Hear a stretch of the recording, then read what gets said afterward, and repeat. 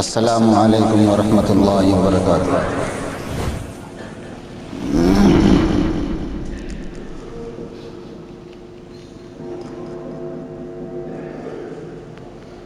الحمد للہ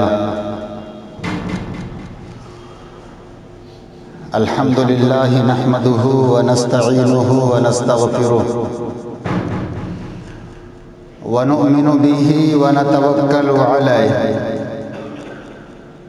ونعوذ باللہ من شرور انفسنا ومن سیئات اعمالنا من يهده الله فلا مضل له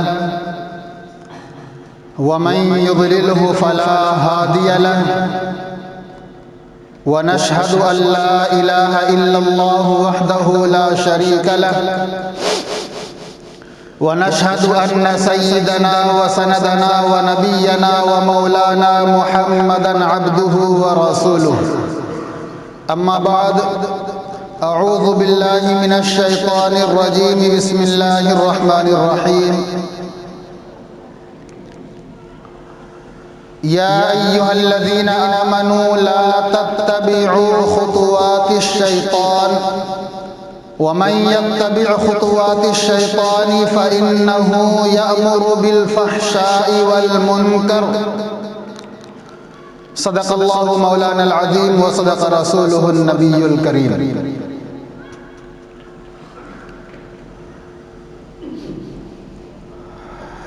محترم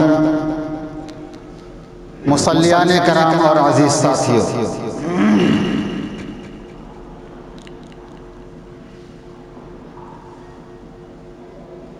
پچھلے ہفتے آپ کے سامنے کچھ باتیں آئی تھی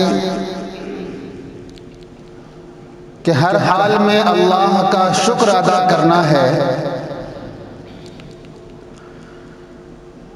ہمارے پاس جو کچھ بھی ہے، خود ہماری جان ہی کیوں نہ ہو، یہ سب اللہ کی امانت ہے ہمارے پاس، اور اللہ کے ہم سب بندے ہیں، اللہ کے محتاج ہیں۔ وہ ہمارا مالک ہے، خالق ہے، اور مالک کو حق ہوتا ہے کہ اپنے بندے کو، اپنے غلام کو جس طرح چاہے رکھے، جس چیز کا حکم چاہے دے، جو چیز چاہے عطا کرے، اور جو چیز چاہے واپس لے لے، چھین لے۔ اسی وجہ سے جب ہر چیز پر قدرت اللہ کو ہے، ہمارے پاس جو کچھ بھی ہے وہ سب اللہ کا دیا ہوا ہے، تو ہمارے لیے بھی ضروری ہے کہ ہم ہر چیز پر اللہ کا شکر ادا کریں۔ جو بھی نعمت ہم استعمال کریں، ہم اس پر اللہ کا شکر ادا کریں۔ اسی کو اللہ نے فرمایا لَإِن شَكَرْتُمْ لَأَزِيدَنَّكُمْ وَلَئِن كَفَرْتُمْ إِنَّ عَذَابِي لَشَدِيدٌ، کہ اگر تم میری نعمتوں پر شکر ادا کرو گے، لَإِن شَكَرْتُمْ لَأَزِيدَنَّكُمْ، تو ہم اپنی نعمتیں اور زیادہ بڑھا کر تم کو دیں گے، وَلَئِن كَفَرْتُمْ، اور اگر تم نے ناشکری کی، ان عذابی لشدید، تو میرا عذاب بہت سخت ہے، میری گرفت، میری پکڑ بہت سخت ہے۔ اس پر ایک واقعہ بھی میں نے آپ کو سنایا تھا حضرت موسیٰ علیہ السلام کے حوالے سے، کہ دو لوگوں نے اپنی اپنی درخواست کی۔ ایک نے کہا کہ اللہ سے جا کر کہہ دینا کہ اللہ اپنی نعمت مجھے دینا بند کر دے۔ ایک نے کہا کہ اللہ سے کہہ دینا کہ اللہ مجھے کچھ عطا کر دے۔ حضرت موسیٰ علیہ السلام لوٹے، پہلے نے سوال کیا کہ میرے بارے میں اللہ نے کیا کہا؟ جواب ملا کہ اللہ نے کہا کہ تم پہلے اللہ کی ناشکری شروع کر دو، ہم نعمت دینا بند کر دیں گے۔ اگر تم ناشکری بند نہیں کرو گے، شکر گزار بندے بنے رہو گے، تو میرا یہ قانون ہے، یہ دستور ہے کہ میں بھی تمہیں دیتا رہوں گا، اپنے رزق سے، اپنی نعمت سے تمہیں محروم نہیں کروں گا، مالا مال کرتا رہوں گا۔ ایک دوسرا شخص جو اپنے آپ کو، اپنے سطر کو، اپنے جسم کو ریت کے اندر چھپائے ہوئے تھا، اس سے اللہ نے کہا کہ اس سے کہہ دو کہ وہ میری نعمتوں پر شکریہ ادا کرتا رہے میں اسے اور زیادہ دوں گا۔ اس شخص نے اس وقت بھی کہا کہ میرے پاس ہے ہی کیا جو ہم شکر ادا کریں۔ ایک تیز ہوا چلی اور وہ ریت بھی اڑ گئی۔ تو قدرت ہر چیز پر اللہ کی ہے، ہر چیز پر اللہ قادر ہے۔ اللہ نے ریت کے ذریعے سے ہی کم سے کم اس کی عزت تو چھپا کر رکھی ہوئی تھی۔ جب اللہ کی ناشکری کی، اللہ نے ریت کو حکم دیا، ہوا کو حکم دیا کہ ریت کو اڑا لے جائے، وہ ننگا ہو گیا۔ تو جس حال میں اللہ رکھے ہم سب کو اسی حال میں اللہ کا شکر ادا کرنا چاہیے۔ انسان کے اندر حرص، ہوس، لالچ، یہ ایسی چیزیں ہیں جو انسان سے طرح طرح کے گناہ کرواتی ہے اور پھر انسان کو اللہ کی نظروں میں گرا دیتی ہے، ذلیل کر دیتی ہے، حتیٰ کہ انسان دھیرے دھیرے چھوٹے چھوٹے گناہوں کے ذریعے سے وہ جہنم کے قریب پہنچ جاتا ہے، جہنم کے گڑھے میں پہنچ جاتا ہے۔ اس کے بعد میں نے ایک واقعہ شروع کیا تھا کہ ہم سب کو ایک دن مرنا ہے، قبر کے اندر ہمارے ساتھ کیا حالات پیش آنے والے ہیں آج مسلمان اس سے بے خبر ہے، بالکل ایک عجیب زندگی گزارتا ہے، نہ جھوٹ کی پرواہ، نہ چغلی، نہ غیبت کی پرواہ، نہ حلال و حرام کی پرواہ، نہ فرائض کا خیال، نہ سنن و واجب کا دھیان۔ صبح اٹھے اپنے کام میں لگ گئے، دوپہر کے وقت کھانا بھی کھایا، اللہ کی نافرمانی میں پھر لگ گئے، رات کے وقت گھر آئے، دن بھر کے تھکے ہارے تھے۔ آواز باہر آ رہی ہے؟ دن بھر کے تھکے ہارے تھے، کچھ دیر نیوز، کوئی سیریل، کوئی ڈرامہ، کوئی کارٹون، الگ الگ چیزیں لے کر ٹیلی ویژن کے سامنے بیٹھ گئے اور یہی ماحول گھنٹہ دو گھنٹہ چلتا رہا۔ اس کے بعد پھر غفلت کی نیند سو گئے، پھر اگلے دن وہی ماحول گھر کا شروع ہوا۔ یہ کوئی زندگی نہیں ہے۔ ہم نے امتحان کی تیاری کے لیے جو وقت اللہ نے ہمیں دے کر یہاں بھیجا، ہم اس وقت کو غفلت میں گزار رہے ہیں۔ ہمیں کسی امتحان ہال میں بند کر دیا جائے، ہمیں 5 گھنٹے کا یا 3 گھنٹے کا وقت دیا جائے اور کہا جائے کہ 3 گھنٹے میں 3 سوال 5 سوال حل کرنے ہیں۔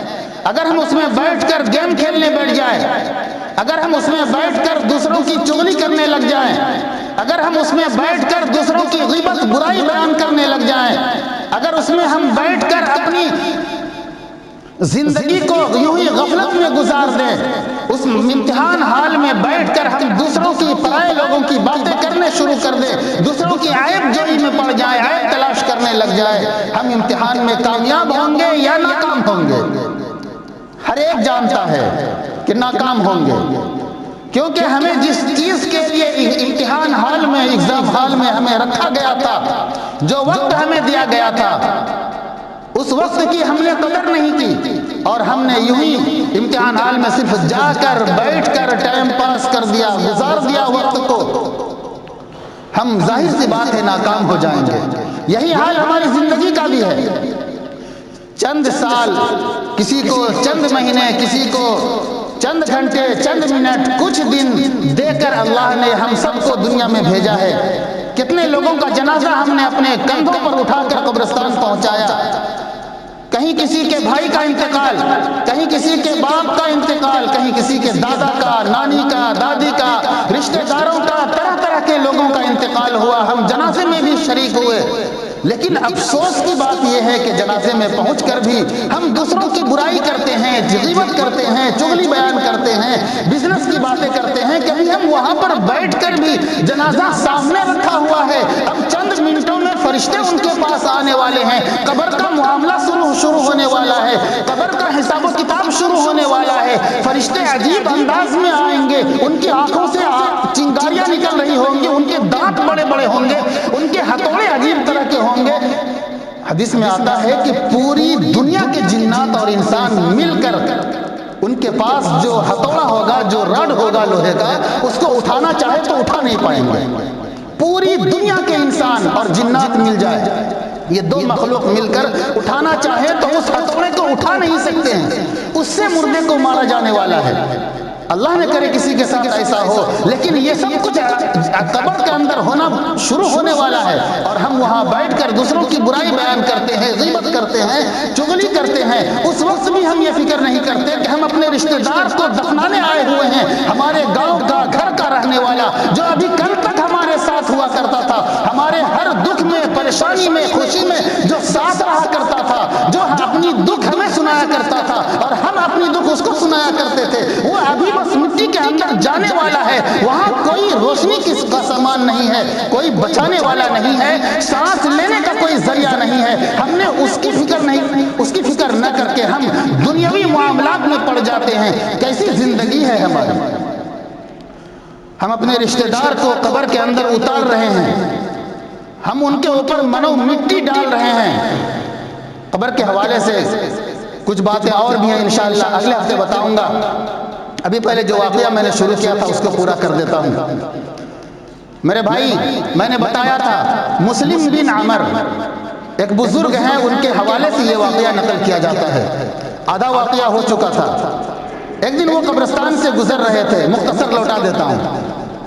ایک دن وہ قبرستان سے گزر رہے تھے، ان کے دل میں یہ خیال آیا کہ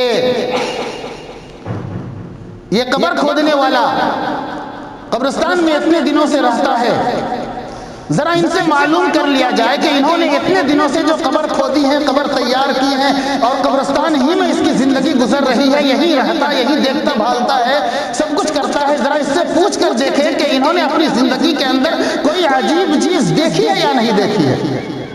مسلم بن عمر کہتے ہیں کہ میں قبرستان داخل ہوا تو میں دیکھتا ہوں کہ وہ قبر کھودنے والا بیٹھا ہوا ہے اور بڑے افسوس میں ہے، چہرہ مرجھایا ہوا ہے، آنکھ سے آنسو جاری ہے، زبان سے اللہ اللہ کا ذکر ورد جاری ہے، اللہ اللہ کر رہا ہے۔ مسلم بن عمر نے پوچھا کہ بھائی کیا بات ہے؟ اس بزرگ نے پوچھا کیا بات ہے، کیوں تم رو رہے ہو، تمہارا چہرہ کیوں اس قدر مرجھایا ہوا ہے؟ میں تم سے ملنے کے لیے آیا ہوں، تم سے کچھ پوچھنا چاہتا ہوں۔ تم اتنے دنوں سے قبر کھودنے کا کام کرتے ہو، قبرستان میں رہتے ہو، تمہاری زندگی قبرستان میں گزر رہی ہے، کبھی تم نے کوئی عجیب چیز دیکھی ہے یا نہیں دیکھی ہے؟ اس شخص نے کہا کہ بزرگ صاحب، میں نے اتنے دنوں میں ایک واقعہ ایسا دیکھا، ایک واقعہ ایسا میرے ساتھ پیش آیا کہ جس کے بعد میری زندگی ہی بدل گئی، ورنہ میں بھی قبرستان کے اندر قبر کھودتا تھا اور غفلت کی نیند سویا کرتا تھا۔ قبر کھود کر جو پیسے مجھے ملتے تھے، میں ان پیسوں کو شراب پینے میں اڑا دیا کرتا تھا۔ میں بڑی لالچ سے یہ دعا کیا کرتا تھا کہ لوگوں کا زیادہ سے زیادہ انتقال ہو اور میری آمدنی خوب ہو اور اس پیسے کو میں عیاشی میں گزاروں۔ میں اس پیسے سے شراب پیتا تھا، عیاشی کرتا تھا۔ ایک دن اتفاق ایسا ہوا کہ مجھے پیسے کی لالچ ہوئی اور میں نے قبر کھودنا شروع کیا۔ میں سوچا آج کل ہفتے دن میں قبر خریدنے والے آ ہی جائیں گے، مجھے مزدوری دے ہی دیں گے، قبر لے ہی لیں گے۔ میں نے 3 قبر اس دن کھودی، سوچا کہ 3000 مجھے مل جائیں گے، ایک قبر کے میں 1000 روپے لیتا تھا۔ وہ قبر کھودنے لگا، وہ کہتا ہے کہ میں نے 2 قبر کھودی، جب تیسرے میں پہنچا تو مجھے کچھ گرمی سی محسوس ہوئی، مجھے کچھ تکلیف سی محسوس ہوئی، مجھے کچھ عجیب لگا، اور اتنی شدت کی گرمی، قبر سے باہر اتنی گرمی نہیں تھی، قبر کے اندر جتنی گرمی ہو رہی تھی۔ میں پریشان حال تھا، کسی طرح سے میں نے قبر کو پورا کیا، اور قبر پورا کر کے ابھی کچھ دور چلا ہی تھا، میں آرام کر رہا تھا ایک پیڑ کے نیچے کہ میں دیکھتا ہوں کہ فرشتوں کی ایک جماعت آتی ہے اور میرے ہی قبرستان میں جس میں میں رہتا تھا اس میں اتری ہے۔ اتفاق ایسا اللہ کا کرنا ہوا، کسی کی زندگی بدلنی ہوتی ہے تو اللہ یوں ہی بدل دیا کرتا ہے۔ کہتے ہیں کہ فرشتے کی جماعت وہ مجھے دکھائی دے رہی تھی اور ان کی باتیں بھی مجھے سنائی دے رہی تھی۔ وہ فرشتہ پہلی قبر کے پاس کھڑا ہوا لکھنے والے سے کہا کہ لکھ دو. دوسرے فرشتے نے کہا کہ میں کیا لکھوں؟ اس نے کہا کہ 12 میل کشادہ لکھ دو، چاروں طرف سے 12 میل چوڑی 12 میل لمبی قبر کو لکھ دو. اس نے کہا کہ میں نے لکھ دیا. کہا اس میں کیسے لوگوں کو دفن کیا جائے گا؟ کون شخص اس میں آئے گا؟ کہا جو اس میں آنے والا ہے وہ اللہ کا نیک بندہ ہوگا، وہ جنتی ہوگا جس کی زبان اللہ کے ذکر سے تر رہتی تھی، وہ شخص آئے گا اس کے اندر دفن ہوگا. پھر وہ دوسرے قبر کے پاس آئے. فرشتے نے کہا کہ اس میں کیا لکھنا ہے؟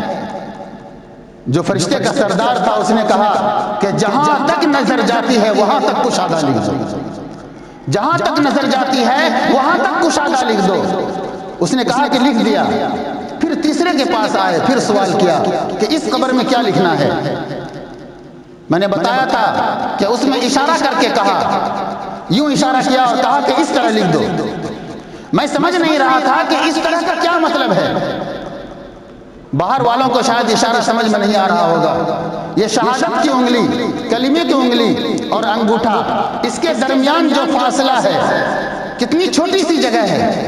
اس کے درمیان انسان کتنا سکون سے رہ سکتا ہے. اتنی سی زمین میں انسان کتنا سکون سے رہ سکتا ہے، اندازہ لگا سکتے ہیں. فرشتے نے کہا کہ اس طرح سے لکھ دو. فرشتے لکھ کر چلے گئے. یہاں تک بات آ چکی تھی. اس کے بعد وہ قبر کھودنے والا کہتا ہے کہ میں درخت ہی کے نیچے، میری تو نیند اڑ گئی تھی، میں شرابور ہو رہا تھا پسینے سے، میرا جسم کانپ رہا تھا کہ یہ سب معاملہ کیا ہو رہا ہے. اس کے بعد میں دیکھتا ہوں کہ کچھ دیر بعد ایک جنازہ آیا جس میں تقریباً 7 یا 9 لوگ اٹھائے ہوئے تھے جنازے کو. لوگ آئے اور مجھ سے بات چیت کی اور مجھے 1000 روپے قبر کھودنے کے دیے اور قبر لے لیا. جنازے کی نماز پڑھی گئی، میں بھی جنازے میں شریک ہوا، اس کو دفن کر دیا گیا. جب لوگ جانے لگے تو میں نے ایک شخص کو پکڑ کر پوچھا کہ یہ کون شخص تھا جس کا جنازہ تم لوگ ابھی لے کر آئے تھے اور بڑے کم لوگ آئے تھے، بات کیا ہے؟ کہا کہ ارے یہ فلاں غریب آدمی تھا، ان کی کوئی حیثیت نہیں تھی، جب یہ مرا تو اس کے پاس کفن دفن کے بھی پیسے نہیں تھے، کوئی مالدار سے ان کی دوستی نہیں تھی. ویسے بھی غریبوں سے مالداروں کی دوستی کہاں ہوتی ہے؟ ان کا کوئی جاننے پہچاننے والا نہیں، یہ بیچارہ بہت ہی غریب آدمی ہے، اس کے گھر میں کچھ نہیں تھا. چندہ کر کے کفن دفن کا انتظام کیا گیا ہے. ہم سب نے مل کر یہ پیسہ جمع کیا جو تمہیں قبر کھودنے کی دی جا رہی ہے تنخواہ، وہ بھی چندہ ہی کر کے جمع کیا گیا ہے. لیکن یہ شخص غریب ضرور تھا، اس کے اخلاق لیکن بڑے اچھے تھے. کبھی بھی لوگوں سے بدتمیزی سے پیش نہیں آتا تھا. رات کے وقت ان کے گھروں سے اللہ اللہ کی آواز آیا کرتی تھی. رات کے وقت ان کے گھروں سے تسبیح پڑھنے کی آواز آتی تھی. لوگوں کے گھر سے نغمے اور گانے کی آواز آتی تھی، لیکن ان کے گھر سے قرآن پڑھنے کی آواز آتی تھی.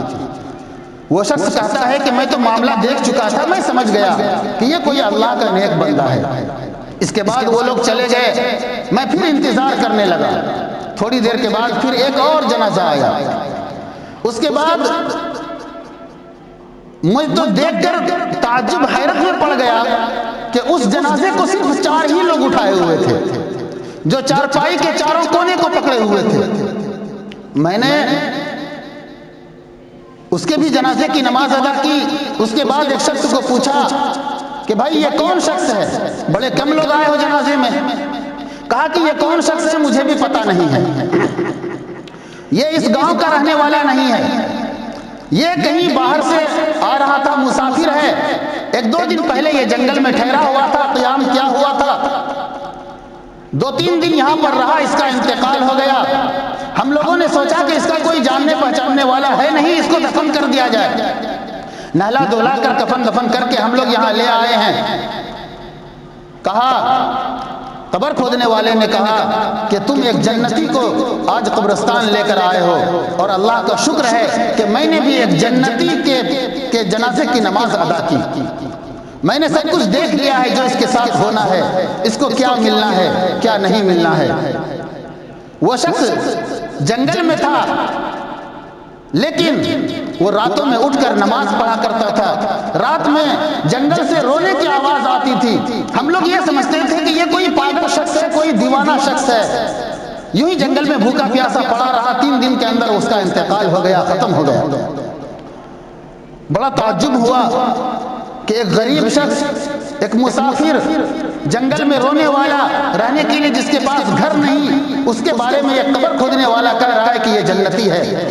ان لوگوں کو یقین نہیں ہوا، لیکن چونکہ یہ تو معاملہ دیکھ چکا تھا، فرشتوں کے حالات دیکھ چکا تھا، یہ کہتا ہے کہ وہ سب چلے گئے۔ اس کے بعد پھر تیسری لاش آئی، میں کچھ دیر انتظار کرتا رہا، بیٹھا رہا، اس کے بعد تیسرا جنازہ آیا۔ قبر کھودنے والا کہتا ہے اللہ اکبر، جنازہ کیا تھا جیسے لوگوں کا سیلاب آ رہا ہو، کافی بھیڑ لگی ہوئی تھی، ہزاروں کی تعداد میں لوگ تھے، جنازے کو بھی، میت کو بھی بہترین سجا کر لایا گیا تھا، چارپائی کے اوپر مکھمل اور بھلبٹ کا چادر اڑا کر رکھا ہوا تھا، ہر طرح سے پھول لگے ہوئے تھے، سجائے ہوئے تھے۔ میرے تو آنکھوں سے آنسو جاری ہو گیا کہ اس قبر کے بارے میں فرشتوں نے کیا فیصلہ کر دیا، لوگوں کا تو سیلاب ہے اس کے جنازے میں، کیا وجہ ہے؟ اس کی بھی نماز جنازہ ادا کی گئی۔ اس کے بعد میں نے ایک شخص کو الگ کر کے پوچھا کہ بھائی یہ کس کا جنازہ ہے، اتنے زیادہ لوگ آئے ہیں؟ کہا کہ اس گاؤں کے جو سب سے امیر آدمی ہے، سب سے بڑے آدمی ہے، اس کی بیوی کا انتقال ہو گیا ہے، اس کے جنازے میں لوگ آئے ہیں، بڑا مالدار آدمی تھا۔ کہا کہ قبر کھودنے والے نے کہا کہ مجھے اس کی مالداری سے کوئی لینا دینا نہیں ہے، یہ بتاؤ کہ اس کے کردار کیسے تھے، میں بہت بے چین ہوں، اندر سے پریشان ہوں، پہلے مجھے یہ بتاؤ کہ اس کے کردار کیسے تھے، اس کے حالات کیسے تھے، کیا کرتی تھی وہ؟ کہا کہ وہ مالدار تو تھی، بڑے گھرانے سے تھی، لیکن شریعت نام کی چیز ان کی زندگی کے اندر نہیں تھی، حضور کی سنت ان کے زندگی کے اندر نہیں تھی، سب کچھ ان کے پاس تھا، دنیا کی دولت ان کے پاس تھی، لیکن غریبوں کی عزت وہ نہیں کرتی تھی، وہ غریبوں کو ذلیل کیا کرتی تھی، کوئی فقیر ان کے دروازے پر آ جاتا ان کو وہ تماچے مار دیا کرتی تھی، راستہ چلتے ہوئے کوئی ان سے سوال کر لیتا کہ بڑے گھر کی ہو تم، کچھ مجھے دے دو، کھانے پینے کے لیے کچھ دے دو، میں بھوکا ہوں، وہ اسے تماچے مار دیا کرتی تھی، ذلیل کیا کرتی تھی، اپنے نوکروں کو، اپنے خادموں کو ذلیل کیا کرتی تھی۔ اور قرآن اور نماز ان چیزوں سے تو کوئی واسطہ ہی نہیں تھا۔ قبر کھودنے والا کہتا ہے کہ میں سمجھ گیا کہ اب کیا ہونے والا ہے۔ مسلم بن عمر کہتے ہیں کہ مجھے بھی اندازہ ہو گیا اس واقعے سے کہ مالداری، دولت، عہدہ، رشتہ داری، خاندانی، یہ ساری چیزیں دنیا کے اندر ہی چلتی ہے، قبر کے اندر ایک الگ زندگی شروع ہو جاتی ہے، قبر کے اندر مالداری نہیں چلتی، قبر کے اندر پیسہ کام نہیں آتا، قبر کے اندر عہدہ اور مرتبہ کام نہیں آتا، قبر کے اندر رشتہ داری کام نہیں آتی، ہمارا تعلق کس سے ہے وہ سب کام نہیں آتا۔ میرے بھائی، کبھی ہم نے بھی سوچا ہے کہ قبر کے اندر جا کر جب ہم سوئیں گے، حدیث میں آتا ہے، حدیث کا مفہوم ہے کہ جب لوگ دفن کر کے لوٹتے ہیں تو مردہ لوٹنے والے کے قدموں کی آواز کو سنتا ہے، وہ تنہائی میں چیختا ہے، چلاتا ہے، جنات اور انسان کے علاوہ تمام مخلوق اس کی آواز کو سنتی ہے، لیکن کوئی جواب نہیں دے سکتا، کوئی اس کی مدد کرنے کو پہنچ نہیں سکتا۔ وہاں پر فرشتے آتے ہیں، اس کے ساتھ جو معاملہ کرنا ہوتا ہے کرتے ہیں، اس سے سوال کرتے ہیں، من ربک، تیرا رب کون ہے؟ اب افسوس، ہم کیا جواب دیں گے؟ من ربک، جس وقت تیاری کرنے کے لیے اللہ نے ہمیں بھیجا تھا، من ربک کی تیاری کرو کہ تیرا رب کون ہے، ربی اللہ، تیاری کرو، اس وقت تو ہم ٹیلی ویژن کھول کے بیٹھے ہوئے تھے۔ جس وقت یہ تیاری کرنے کا موقع ہمیں دیا گیا کہ تیاری کرو من ربک کا جواب کیا ہے، اس وقت ہم نے مصلی کو ویران کیا ہوا تھا۔ جس وقت ہمیں موقع دیا گیا کہ تم تیاری کرو کہ من ربک کا جواب کیا آنے والا ہے، اس وقت ہم غفلت کی نیند سوتے رہے اور کہتے رہے کہ آج تو گرمی بہت ہے، مسجد کے اندر ہماری جان نکل جاتی ہے، پسینے چونے لگتے ہیں، راستے میں چلتے ہوئے سورج کی کرن ہماری آنکھوں پر پڑتی ہے، قبر کے اندر جب آگ جلا دیا جائے گا، آگ کا بستر بچھا دیا جائے گا، اس وقت ہمارا انجام کیا ہوگا؟ جس وقت ہمیں تیاری کرنی تھی من ربک کے جواب کی، اس وقت ہم گانے سنتے رہے، نغمے سنتے رہے، ہم نے اپنے گھر کے مصلی کو بھی ویران کیا، مسجد کو بھی ویران کیا، قرآن کو بھی پامال کیا، قرآن کے احکام کو بھی پامال کیا، حضور کی سنتوں کو پامال کیا، ہم نے سب کچھ برباد کر دیا، زندگی بناتے رہے بناتے رہے بناتے رہے، زندگی کی شام ہو گئی، فرشتہ آیا سانس لے کر چلا گیا، ہم موقع مانگتے رہے اللہ سے، وقت مانگتے رہے، ایک دن کا موقع دے دیجئے، ہم کچھ نماز ہی پڑھ لیں، کچھ سجدہ ہی کر لیں، نہیں مل سکتا وقت۔ وَلَن يُؤَخِّرَ اللَّهُ نَفْسًا إِذَا جَاءَ أَجَلُهَا، کہ جب موت کا وقت آ جاتا ہے، ایک لمحہ ایک سیکنڈ کے لیے بھی اس کو مؤخر نہیں کیا جاتا۔ کس خیال میں ڈوبے ہیں ہم؟ کیسی زندگی گزار رہے ہیں؟ لوگوں کا مال ہڑپ کر گھر بنانا، پھر اسے یہیں چھوڑ کر چلے جانا، اور آخرت کی زندگی کو برباد کر لینا، حلال و حرام کی پرواہ کیے بغیر اپنے مال و دولت کو جمع کرنا، پھر اس سے بچوں کی پرورش کرنا، حرام مال سے اپنی آخرت برباد ہوئی، اپنے اولاد کی بھی آخرت برباد ہوئی۔ اللہ نے اسی کو فرمایا وَمَنْ أَعْرَضَ عَنْ ذِكْرِي فَإِنَّ لَهُ مَعِيشَةً ضَنْكًا وَنَحْشُرُهُ يَوْمَ الْقِيَامَةِ أَعْمَىٰ۔ اللہ فرماتا ہے کہ جو شخص میرے ذکر سے روگردانی کرتا ہے، جو شخص میرے ذکر سے، مجھے یاد کرنے سے، میرے احکام سے روگردانی کرتا ہے، چہرہ پھیرتا ہے، عمل نہیں کرتا، اللہ کہتا ہے کہ میں کیا کرتا ہوں؟ معیشتاً ضنکا، ان کی زندگی کو میں تنگ کر دیتا ہوں، ان کی زندگی کو میں تنگ کر دیتا ہوں۔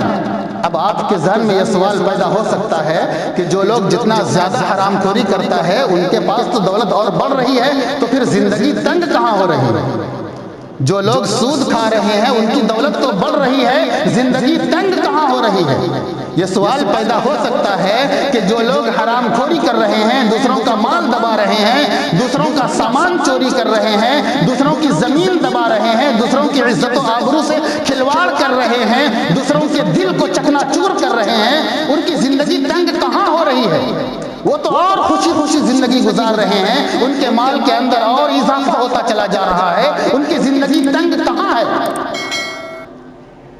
اس سوال کا جواب انشاءاللہ آئندہ ہفتے اللہ تعالیٰ کہنے سے زیادہ عمل کی توفیق عطا فرمائے۔ سنت ادا کر لیجیے۔ وآخر دعوانا ان الحمدللہ رب العالمین۔